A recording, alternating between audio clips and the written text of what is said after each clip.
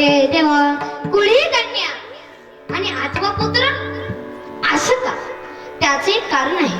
मातृत्वाचं पराक्रम हे पुत्राकडे आहे आणि पराक्रमाचं मातृत्व हे कन्याच करू शकते.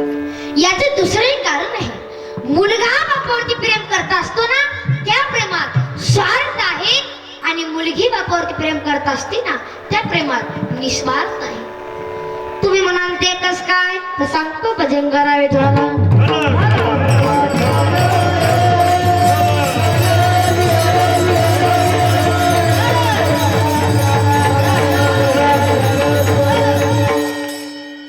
कल्पना करा, 14 वर्षाची मुलगी शाळेतून जर घरी आली ना, पहिली चौकशी करते आहे, आज बाबा जेवले का ग? नाही बेटी, सकाळपासून चहा घेतली नाहीये, ते कॉफी घेतले नाहीये, ते नाश्ता केले नाहीये, ते तिथेच बसून आहे. तू घ्यायचो काय गाय? आज माझा जन्मदाता बाप उपाशी आहे, मी नाही जेवत. ज्या दिवशी बाप जेवत नसतो ना, त्या दिवशी मुलगी दिवसभर उपाशी असते. संध्याकाळच्या वेळेस बाबाला आग्रह करते, बाबा तुम्ही 2 तरी घास खाऊन घ्या ना. हो बाबा, तुम्ही 2 तरी घास खाऊन घ्या ना. बाप जेवत नसतो, मुलगी मुळू मुळू लढत असते आणि संध्याकाळची 11 वाजू देते, अख्ख्या घराला झोपू देते आणि आपल्या बाप्पाच्या खोलीत जाते. बापावरच्या तोंडावरचं पांघरण काढते. बाप डोळे उघडून पाहतो तर काय, मुलगी खालीस बेटी, खालीस. बाबा तुमची तब्येत ठीक नाही ना बाबा? बाबा हातपाय चेपू देऊ का बाबा? बाबा डोकं दाबून देऊ का बाबा? बाबा खायला करून का देऊ का बाबा? बाबा डॉक्टर बोलून आणू का बाबा? बाबा अख्ख्या घराची काळजी करते ती मुलगी फक्त. बाबा बाप रडत होतो, बसला, मुलीला कवटाळला आणि मुलीने विचारलं की का लढता बाबा? बाबा का लढता? बेटे जेव्हा माझी माय मेली ना, तेव्हा मी 2 वर्षाचा होतो. तेव्हापासून मला सुख भेटलं नाही. बेटे तू कधी कधी येतेस, माझ्या तोंडावरून हात फिरवतेस, मला असं वाटतं की पांडुरंगा तू माझी लेक नाही, तू माझी मायाच माझ्या पोटी जन्माला आली की काय? म्हणून मुलीचं लग्न झालं त्या वर्षी बापाचं वय 50 असू द्या, मुलगी सासरला नांदायला जात असते ना, एका वर्षात बाप 5 सरकत दिसतो आणि एवढा मोठा खड्डा हे बापाच्या जीवनात आहे. कोणाची बहीण असू द्या, कोणाची लेक असू द्या, कोणाची ताई असू द्या, ज्यावेळेस ती नवरीचे कपडे पदार्पण करते ना, त्यावेळेस तिचा मोठा भाऊ तिच्या पायापाण्यासाठी खाली वागतो. त्यावेळेस खडखडून मिठी मारते आणि लढवून लढून अख्खा खांदा मिझून टाकते आणि सांगते, दादा तू या घरचा करतायस, तू तू जर काम केलंस ना दादा, अख्खा परिवार जगेल. आणि तू जर तुझ्या बायकोचं ऐकून वेगळं झालं ना रे दादा, अख्खा परिवार वाऱ्यावर पडेल रे दादा, अख्खा परिवार वाऱ्यावर पडेल. तू माझ्या बाबांकडे लक्ष दे रे दादा, तू माझ्या बाबांकडे लक्ष दे. अरे ज्या बापानं तळ हाताच्या पोळ्यासारखं सांभाळलं, ज्या बापानं नानाचं मोठं केलं, अरे ज्या बापानं पोत रोज चालवायला शिकवलं, तीच मुलगी सासरला नांदायला जात असते, कालणार ना ग. जेव्हा ती मुलगी आजीकडे येते, आजीच्या पाया पडते, आजी म्हणते, बेटे सुखी राहा, तब्येतीची काळजी घे. आजी, अरे माझी नको काळजी घेऊ, माझ्या बाबांची घे. बाबांकडे ते आजोबाच्या पाय पडते, आजोबाला म्हणते येतो बर का. दादाचे पाय पडते आणि आईकडे जाते, आई आई तू माझ्या बापाला टाकू टाकू बोललीस काय, माझ्या बापाला.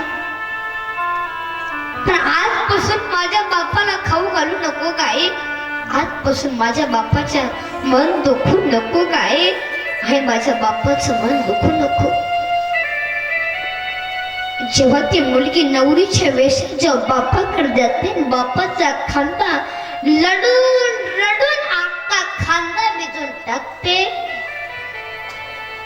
आणि सांगते, बाबा बाबा इथं बर का बाबा. तो बाप डसा डसा लढतो, तो बाप आहे. जेव्हा ती मुलगी एक पाऊल पुढे टाकते, मागे परतून पाहते, दुसरं पाऊल पुढे टाकते आणि मागे परतून पाहते. म्हणून कन्या सासुरासी जाए, कन्या सासुरासी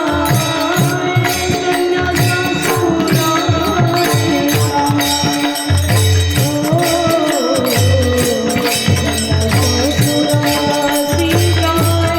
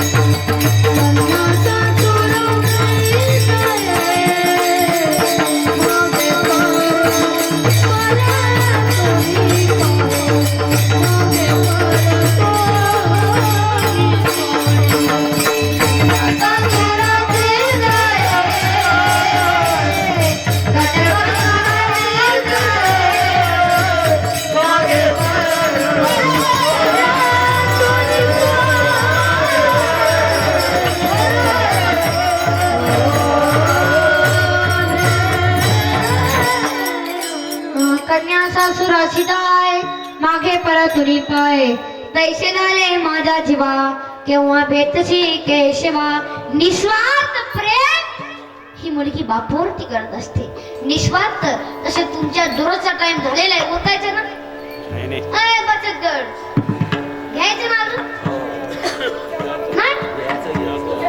घ्यायचं ना कोण कोण म्हणतं हात वर करा बरं घ्यायचं अरे बचत गट घ्यायचं का विठाला विठाला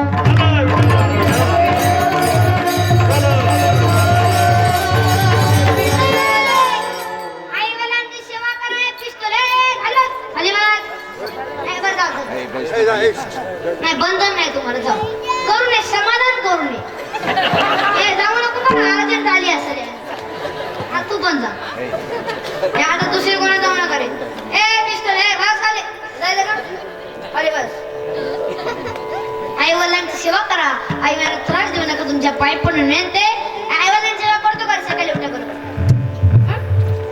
पडत नाही उठ सोनी बरं यायची आई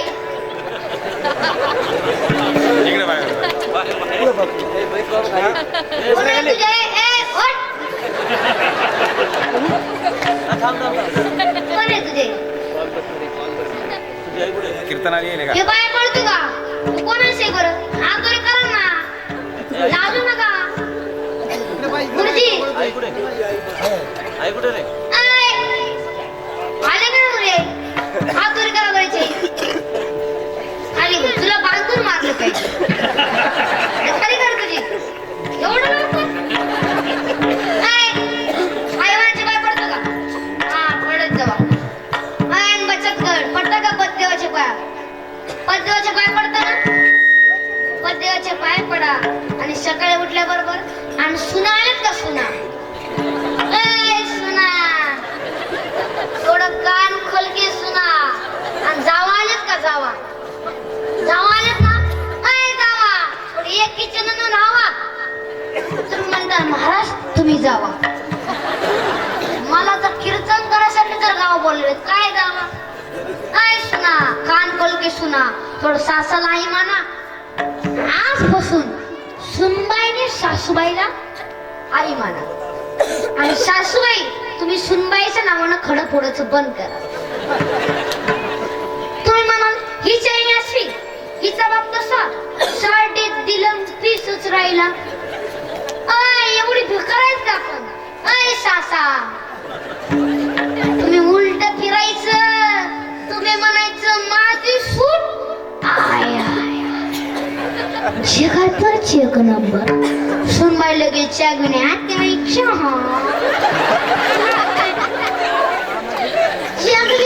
फक्त गोड बोला अहो काय जण गोडच नाही बोल तू एका बायकोनी नवरा बायको गेली दवाखान्यात डॉक्टर म्हणलं डॉक्टर यांना काहीतरी सांगा बोंबलत फिरू नका हे बोंबलत फिरतोय नवरा यांना काहीतरी सांगा औषध गोळ्या द्या नसतं असं डॉक्टरचे मड्यावर पैसे घालावं लागतात हो खोट बोला हे सुद्धा गोड बोला ना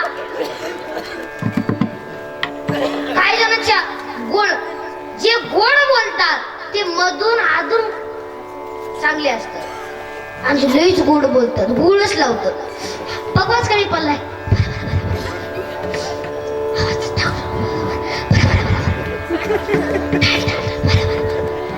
गोड बोला बचत